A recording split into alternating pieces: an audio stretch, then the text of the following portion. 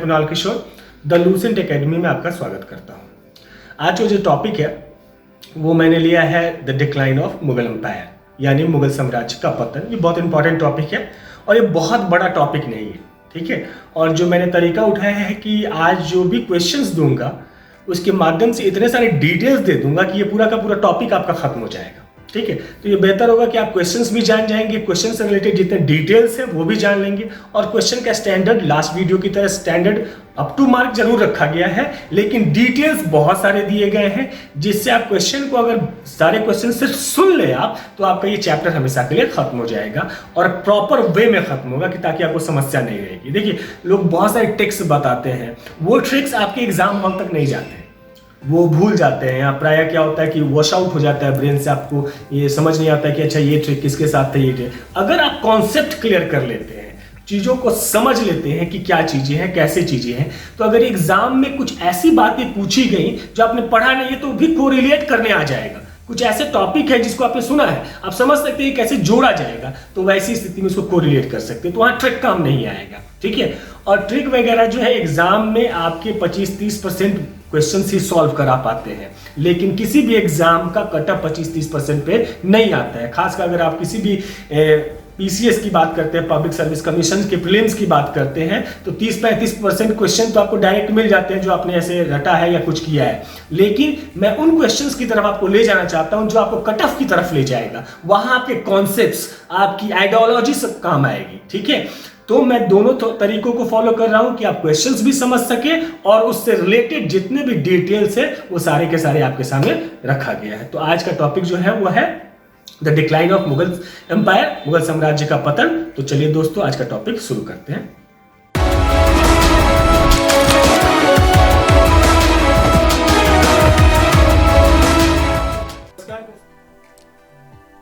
तो शुरू करते हैं मुगल साम्राज्य का पतन। आज का जो टॉपिक है वह है मुगल साम्राज्य का पतन और इसमें 12 क्वेश्चंस के लगभग हैं। देखिए, अगर आप सभी प्रश्नों का ध्यान से सुनेंगे और उनके डिटेल्स को अगर ध्यान में रखेंगे तो लगभग सारा का सारा the decline of Mughal empire, जो मुगल साम्राज्य का पतन है, वह इसमें समा जाएगा, वो खत्म हो जाएगा, ठीक है। तो ध्यान से सुनेंगे और इसके डिस्क्रिप्टिव पार्ट जो मैं डिटेल करने वाला हूं उसको भी आप प्रॉपरली सुनेंगे, ठीक है। तो पहला प्रश्न मैं पढ़ता हूं कि पहला प्रश्न है कि औरंगजेब की मृत्यु के तत्काल बाद मुगल साम्राज्य का शासक कौन बना। तो इसका पहला ऑप्शन है मोहम्मद मुअज्जम, मोहम्मद आजम, तीसरा है मोहम्मद कामबख्श और चौथा है बहादुर शाह प्रथम। इसमें ध्यान देना है कि सभी लोगों को पता है कि मोहम्मद आजम जो है, मोहम्मद मुअज्जम जो है, वो इनके बाद औरंगजेब की मृत्यु के बाद बना, लेकिन वास्तविकता ये है कि तत्काल बाद मोहम्मद आजम जो है वह मुगल बादशाह बना था।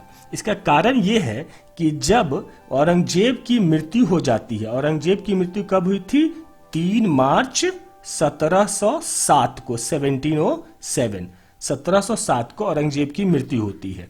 उसकी मृत्यु का समाचार जब मोहम्मद आजम को मिला तो वह अहमदनगर पहुंचा और वहां पर अपने पिता की मृत्यु के क्रियाक्रम जो हो रहे थे उसमें शामिल हुआ और शामिल होने के बाद 14 मार्च 1707 को अपने आप को बादशाह घोषित कर दिया। हकीकत ये था कि जो औरंगजेब था उसका मंत्री था और मंत्री का सपोर्ट इसे आजम को मिला हुआ था, इस कारण उसे पोस्ट भी दिया था इसने, ठीक है। तो उसी के सपोर्ट पाकर मोहम्मद आजम अपने आप को क्या किया? बादशाह घोषित कर दिया। बाद में मुअज्जम आता है, मुअज्जम बाद में आया था, यहाँ ये जो है मुअज्जम बाद में आया और आजम और मुअज्जम के बीच एक युद्ध हुआ था, ठीक है, जो बहुत प्रसिद्ध युद्ध है जिसे हम लोग जजाऊ का युद्ध कहते हैं। किसे कहते हैं? जजाऊ का युद्ध, ठीक है। ये याद रखना है कि जजाऊ का युद्ध कहते हैं, ठीक है, जो कि मोहम्मद आजम और मोहम्मद मुअज्जम और मोहम्मद आजम के बीच हुआ था, ठीक है। और इसमें जो है मोहम्मद आजम को मोहम्मद मुअज्जम जो हरा देता है और कहते हैं कि इसमें मोहम्मद आजम के दोनों बेटे मर गए थे, ठीक है। और उसके बाद मोहम्मद मुअज्जम जो है शासक बना, ठीक है। और वह जो बना था वो बहादुर शाह प्रथम का टाइटल भी लिया था, ठीक है, तो ये समझना है कि औरंगजेब की मृत्यु के तत्काल बाद जो है वो बना है मोहम्मद आजम, लेकिन 1707 में जजाऊ के युद्ध के बाद जो 18 जून 1707 को हुआ था, इस युद्ध में 18 जून 1707 को जब युद्ध हुआ तो उसमें आजम की मौत हो गई, उसके 2 पुत्रों की भी मौत हो गई, और मुअज्जम जो है बहादुर शाह प्रथम के नाम से क्या किया, उसने अपने आप को राजा घोषित कर दिया। क्लियर है सब बातें? ठीक है, तो हम लोग आगे की तरफ चलते हैं। दूसरा प्रश्न, जैसे मैंने बताया कि मोहम्मद मुअज्जम बहादुर शाह प्रथम के उपाधि लेकर बना था, तो अब प्रश्न सुनेंगे। बहादुर शाह प्रथम की माता का नाम क्या था? बहादुर शाह प्रथम की माता का नाम क्या था? ऑप्शन है नवाब बाई, लाडली बेगम, रोशन आरा और गुलबदन बेगम। ठीक है, तो इस प्रश्न का जो आंसर है वह है नवाब बाई। नवाब बाई, याद रखना है कि जो नवाब बाई थी वो राजौरी के राजा राजू की पुत्री थी। ठीक है, और इन्हीं के गर्भ से 1643 में 1643 में बहादुर शाह प्रथम का जन्म हुआ है। अच्छा, इसमें गुलबदन बेगम जो है वास्तव में बाबर की पुत्री थी। ये किसकी थी? बाबर की पुत्री। और इतिहास में इनको किस बात के लिए जाना जाता है? तो इतिहास में वास्तव में इन्होंने हुमायूं नामा लिखा था, इसलिए इनको जाना जाता है। हुमायूं नामा की लेखिका थी। ठीक है, समझ गए? तो हम लोग फिर आगे की ओर बढ़ते हैं, तीसरे प्रश्न की ओर। जो तीसरा प्रश्न है वो कहता है कि बहादुर शाह प्रथम ने अपनी शांतिपूर्ण मैत्री की नीति के तहत किस मराठा शासक को मुक्त किया था? बहादुर शाह प्रथम ने अपने शांतिपूर्ण मैत्री की नीति के तहत किस मराठा शासक को मुक्त किया था? पहला ऑप्शन है शांभाजी, दूसरा है बालाजी विश्वनाथ, तीसरा है विश्वासराव, चौथा है शाहू जी। ध्यान दीजिएगा कि इस प्रश्न का जो उत्तर है वास्तव में है शाहू जी। ठीक है, अब ये शाहू जी कौन थे? तो शाहू जी शांभाजी के पुत्र थे। हुआ क्या कि जब क्या नाम है बहादुर शाह प्रथम राजा बना तो उसने शांतिपूर्ण नीति, मतलब सभी से शांतिपूर्ण व्यवस्था बनाए रखना चाहता था। वो चाहता था कि मुगल साम्राज्य आगे बढ़े, क्योंकि यदि आप मध्य भारत का इतिहास पढ़ते हैं तो कहते हैं कि औरंगजेब की मृत्यु के बाद मध्य भारत समाप्त हो गया था, उसके बाद आधुनिक भारत शुरू हुई। उसके बाद बेहतरीन शासक मिलने के चांसेस कम थे, मिल नहीं रहे थे। ठीक है, तो और उम्मीद करते हैं कि ये कमजोर शासन की, कहता है कि जो कमजोर शासन है वही जो है मुगल साम्राज्य के अंत का कारण बना। तो ध्यान देना है, ये सब बातों को समझते हुए उन्होंने शांतिपूर्ण नीति अपनाई थी, क्योंकि उत्तराधिकार का युद्ध शुरू हो चुका था। ठीक है, जैसा कि अपने जजाऊ के युद्ध के बारे में समझा, उत्तराधिकार का युद्ध शुरू हो चुका था। इस कारण जो बहादुर शाह प्रथम था उसने शांतिपूर्ण मैत्री नीति को अपनाई थी। इसके तहत वो चाहता था कि मराठों से संपर्क बेहतर रहे, इसलिए सांभाजी के पुत्र शाहू जी को उसने मुक्त कर दिया, जो कि इनके यहाँ 1689 से कैद में थे। 1689 से कैद में थे। ठीक है, तो ये ध्यान रखना है। फिर हम लोग आगे प्रश्न की ओर चलते हैं। अगला प्रश्न जो है, चौथा प्रश्न, वो कहता है कि शांतिपूर्ण मैत्री की नीति के बावजूद किसने बहादुर शाह से बगावत कर दिया था? ध्यान दीजिएगा, शांतिपूर्ण मैत्री की नीति के बावजूद किसने बहादुर शाह से बगावत कर दिया था? जो पहला ऑप्शन है वो है राणा अजीत सिंह, दूसरा विजय सिंह, तीसरा बंदा बहादुर और चौथा है शाहू जी। ठीक है, तो शांतिपूर्ण नीति के बाद इसमें ये जो है बंदा बहादुर, यह एक सिख नेता है। ठीक है, इन्होंने ही बगावत कर दिया था। ठीक है, और इनके बारे में बताया जाता है कि वास्तव में 1710 में इनकी प्रसिद्धि कब हुई थी? तो 1710 में सरहिंद का युद्ध जीता था इन्होंने। सरहिंद को जब जीत लिया, ठीक है, और सरहिंद को जीतने के बाद बंदा बहादुर सिख के बड़े नेता के रूप में उभरे। ठीक है, और कहते हैं कि इन्होंने गुरु गोविंद सिंह और गुरु नानक के नाम पर सिक्के जारी किए थे। तो आप समझ सकते हैं कि इनकी प्रसिद्धि कितनी थी। ठीक है, तो इन्होंने ही शांतिपूर्ण नीति के बावजूद भी क्या किया था? बगावत कर दिया था। चलिए अगले प्रश्न की तरफ चलते हैं। प्रश्न है कि fall of the Mughal umpire किस इतिहासकार की सुप्रसिद्ध कृति है? जो पहला ऑप्शन है वह है सर जादूनाथ, दूसरा है विलियम ऑर्विन, तीसरा है डॉक्टर सतीश चंद्रा और चौथा है प्रोफेसर इरफान हबीब। ठीक है, प्रोफेसर इरफान हबीब। ठीक है, तो इस प्रश्न का जब आंसर देखते हैं तो इसका होगा सर जदुनाथ। देखिए, कहते हैं कि मुगल अंपायर के डिक्लाइन के बारे में सर जदुनाथ ने बहुत सारी चीजें लिखी हैं। तो सर जदुनाथ का नाम जो है आप याद रखिएगा इतिहास में। ठीक है, इनसे संबंधित बहुत सारे प्रश्न पूछे जाते हैं। ठीक है, तो याद रखिएगा कि जो fall of the Mughal umpire नामक जो बुक है उन्होंने सर जदुनाथ ने लिखी है।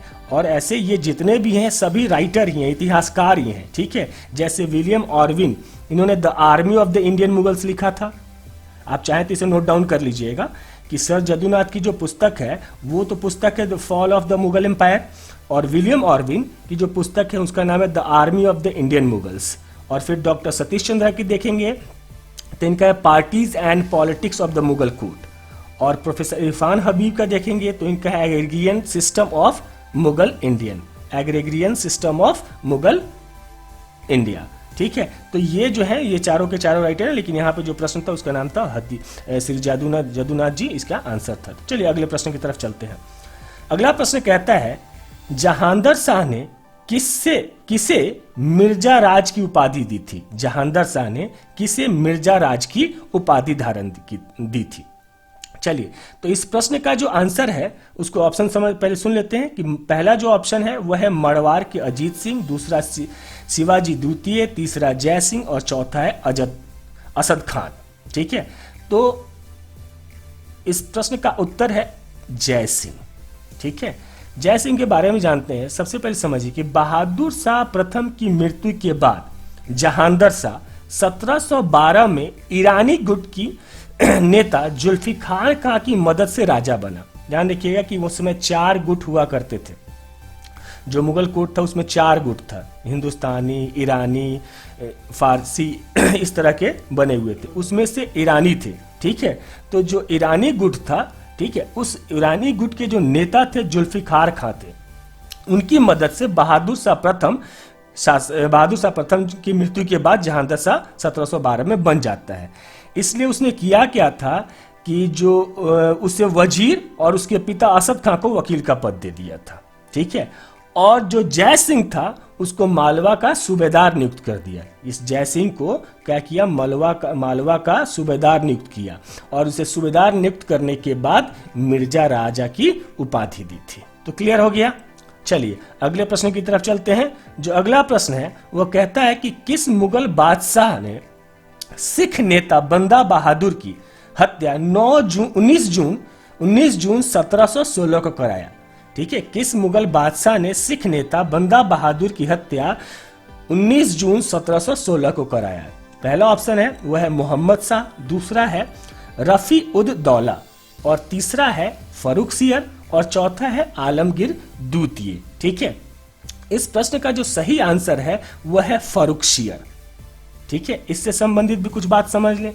कहते हैं कि 1713 ईस्वी में जहांदर शाह के बाद फर्रुखसियर शासक बना।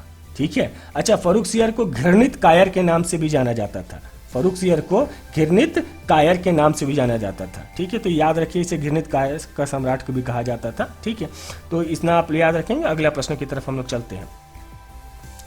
कहता है नेकुसियर, ये इसमें थोड़ा सा अलग करते हैं, ये का अलग होगा, ये नेकुसियर एक शब्द है। ठीक है, नेकुसियर का विद्रोह किस मुगल बादशाह के शासनकाल में हुआ था? नेकुसियर का विद्रोह किस मुगल बादशाह के शासनकाल में हुआ था? इसका पहला ऑप्शन है फर्रुखसियर, दूसरा रफी उद दौला, तीसरा रफी उद दरजात, और चौथा अकबर द्वितीय। ठीक है, तो इस प्रश्न का जो सही आंसर है, ठीक है, वो है रफी उद दरजात। ठीक है, रफी उद दरजात। यह फर्रुखसियर जब हुआ क्या था कि जब फर्रुखसियर 1719 में शासक बना, ठीक है, तो सैयद बंधुओं की सहायता से वो बादशाह बना था, और इन्हीं सैयद बंधुओं के विरुद्ध अकबर द्वितीय का पुत्र जो नेकुसियर ने विद्रोह किया था। ठीक है, ध्यान रखिएगा कि जो अकबर द्वितीय का पुत्र था उसका नाम था नेकुसियर, यह अकबर द्वितीय का पुत्र था। ठीक है, और इसी ने विद्रोह किया था, और उस समय जो शासक थे उनका नाम था रफ़ी-उद-दौला, ध्यान रखिएगा, रफ़ी-उद-दौला, रफ़ी-उद-दरजात नहीं है, रफ़ी-उद-दौला, इनके समय में नेकुसियर ने क्या किया था, विद्रोह कर दिया था। तो ध्यान रखिए नेकुसियर विद्रोह किसके समय हुआ, रफ़ी-उद-दौला के बारे में। अच्छा, ये जो मैंने नाम लिया है सैयद बंधुओं, इनको याद रखिएगा किंग मेकर से नाम से जाना जाता है। बहुत बार प्रश्न पूछा हुआ है कि मुगल के शासनकाल में किंग मेकर की भूमिका कौन निभाता है, तो किंग मेकर की जो भूमिका है वो सैयद बंधु निभाते हैं, सैयद बंधु, ठीक है। इन्होंने इन दोनों को शासक बनाया था, ठीक है। तो चलिए आगे बढ़ते हैं, अगला प्रश्न जो है उसकी तरफ चलते हैं। अगला प्रश्न कहता है कि फूलों वालों की शहर नामक उत्सव किसने प्रारंभ किया था, फूल वालों की शहर नामक उत्सव किसने प्रारंभ किया था। ऑप्शन है मोहम्मद शाह, आलमगीर द्वितीय, अहमद शाह और रफ़ी-उद-दौला, ठीक है। अब इस प्रश्न का जो उत्तर है वो है मोहम्मद शाह, ठीक है। मोहम्मद शाह, इसका जो ओरिजिनल नाम था वह है रोशन अख्तर, ठीक है। ये जब अच्छा, ये बहुत कम उम्र में 18 वर्ष की उम्र में ही शासक बना था, ठीक है। और जो रोशन अख्तर जब शासक बना, ठीक है, तो उस समय उसका नाम मोहम्मद शाह कर रख लिया, ठीक है। और ये कहते हैं कि 1719 में सितंबर महीने 1719 में ये बादशाह बना।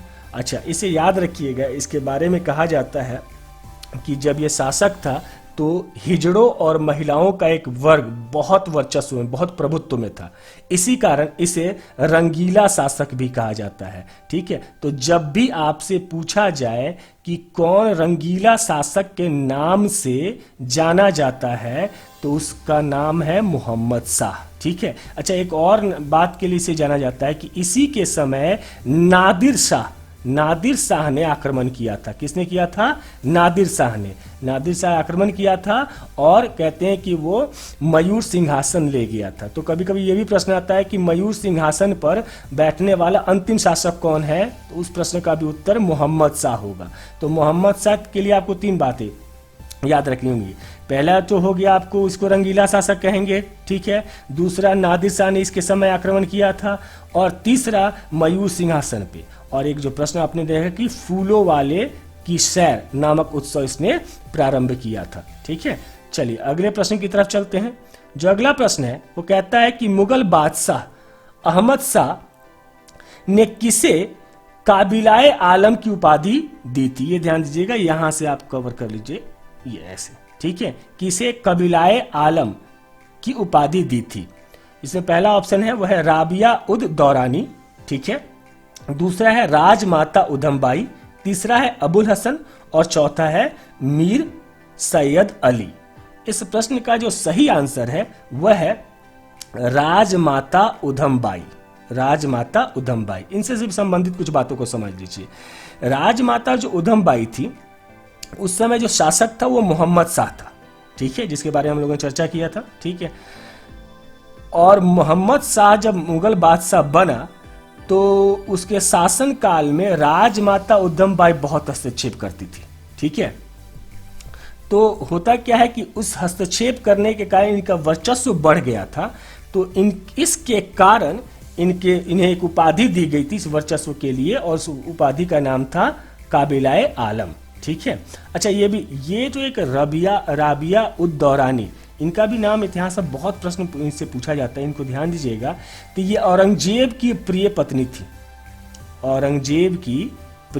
थी, अच्छा, इससे ये भी याद रखें, इनके नाम पर बीबी का मकबरा बनाया गया है, जो कि मतलब प्रयास किया गया कि हूबहू जो है ताजमहल की तरह बन जाए। इस कारण जो बीबी का मकबरा,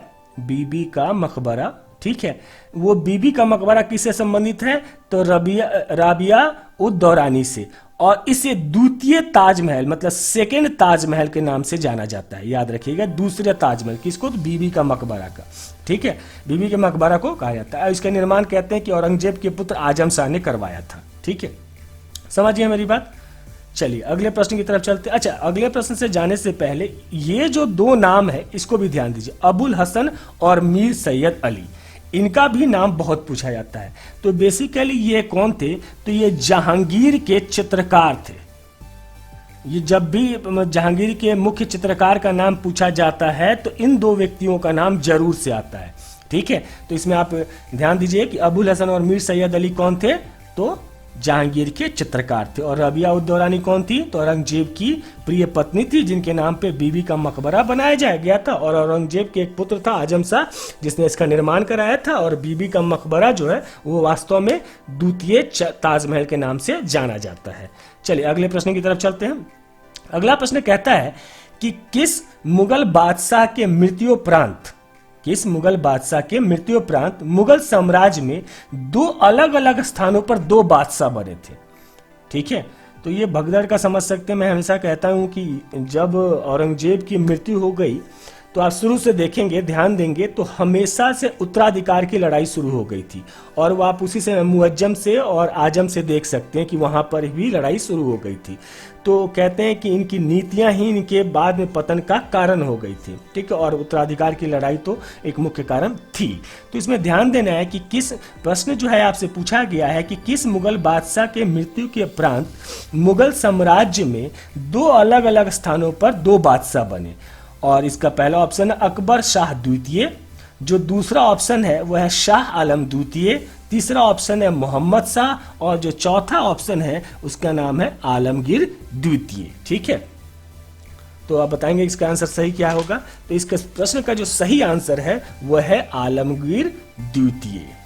ठीक है, अच्छा, आलमगीर द्वितीय बिहार में जो एग्जाम होते हैं, बीपीएससी वाले एग्जाम जो होते हैं, उसमें बड़ा आलमगीर द्वितीय का प्रश्न पूछा जाता है, क्योंकि जब ये सम्राट बनने वाला, बादशाह बनने वाला, तो उस समय ये बिहार में था। अच्छा, आलमगीर द्वितीय को इस कारण आप लोग याद रखेंगे। ठीक है, अच्छा, किसी दिन आलमगीर द्वितीय के बारे में भी आपको विशेष बता दिया जाएगा। तत्काल हम लोग आगे 12वें प्रश्न की तरफ चलते हैं।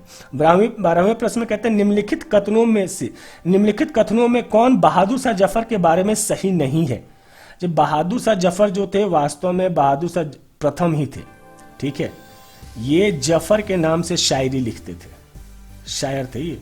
ठीक है, तो जब ये शायरी लिखते थे तो उसमें का नाम जफर होता था। ऐसे इनका बहादुर शाह प्रथम, ये बहादुर शाह द्वितीय या अंतिम कहेंगे, बहादुर शाह द्वितीय। ठीक है,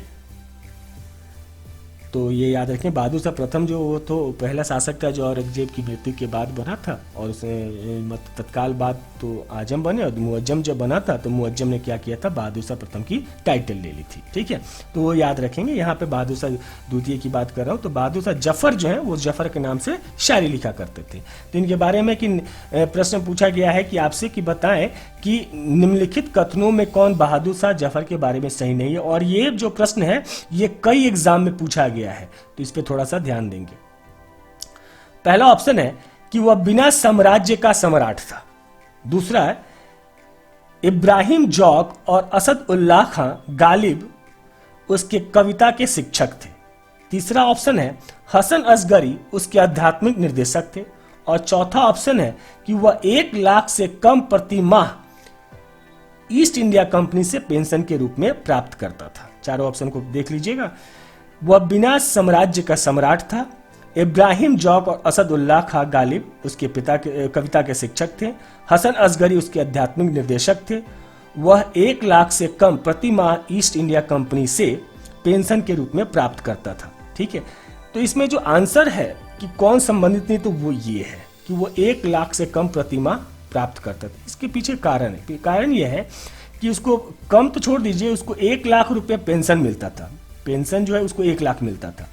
ठीक है, इसके बाद उसको 15 लाख रुपया उसकी संपत्ति का किराया मिलता था। जो भी उसके पास प्रॉपर्टीज थी, जो इंग्लिश में ले रखा था, उसका वो रेंट मिलता था 15 लाख रुपए। ठीक है, और 1000 रुपये उसको फैमिली एक्सपेंडिचर, पारिवारिक खर्च के लिए मिलता था। ठीक है, तो वैसी स्थिति में आप देखें यहाँ पे जो ऑप्शन वो कहता है 1 लाख से कम, तो ऐसी स्थिति में ये गलत हो जाता है। ठीक है, अच्छा, आप बहादुर शाह जफर के बारे में थोड़ा ज़्यादा ध्यान रखेंगे कि बहादुर शाह जफर जो है वास्तव में हम लोग को पता है कि 1857 सिपाही विद्रोह का अध्यक्ष मतलब हेड बनाया गया था। ये स्टैंप हेड जरूर था। ठीक है, इसके बारे में अच्छा एक प्रश्न हम पूछा गया था लास्ट टाइम, बिहार के एग्जाम में पूछा गया था, जो कि बाद में बिहार सरकार ने बीपीएससी पीटी में था उसको हटा दिया था।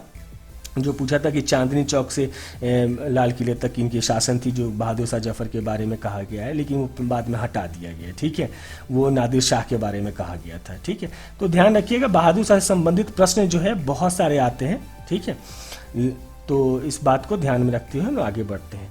तो आज के लिए दोस्तों इतना ही है और मैं समझता हूँ कि जो आप इस डिटेल्स को अगर समझ लें 1 या 2 बार प्रॉपरली, तो लगभग मैंने सारे जितने भी किंग्स औरंगजेब के बाद बने हैं सबको एक सिस्टमेटिक मैनर में टच किया है। यदि आप पहले प्रश्न से उठा के देखेंगे तो मैंने जो पहले राजा का नाम लिया है वो औरंगजेब के बाद आए हैं।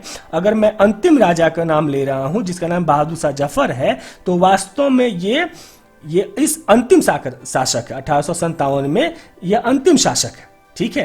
तो जो मुगल का जो पतन है वो शुरू होता है बहादुर शाह प्रथम से, और बहादुर शाह द्वितीय या बहादुर शाह जफर पर जाकर ये खत्म हो जाता है। और बीच में जितने शासक आए हैं उनको मैंने कॉन्सिक्यूटिवली उसी पैटर्न में रखा है, ठीक है। और इसमें आपने ध्यान क्या रखना है कि 2 आदमी का नाम जिसमें मैंने कहा था कि वो किंग मेकर थे, उनके बारे में आपको ध्यान रखना है कि इनका भी नाम आता है, ठीक है।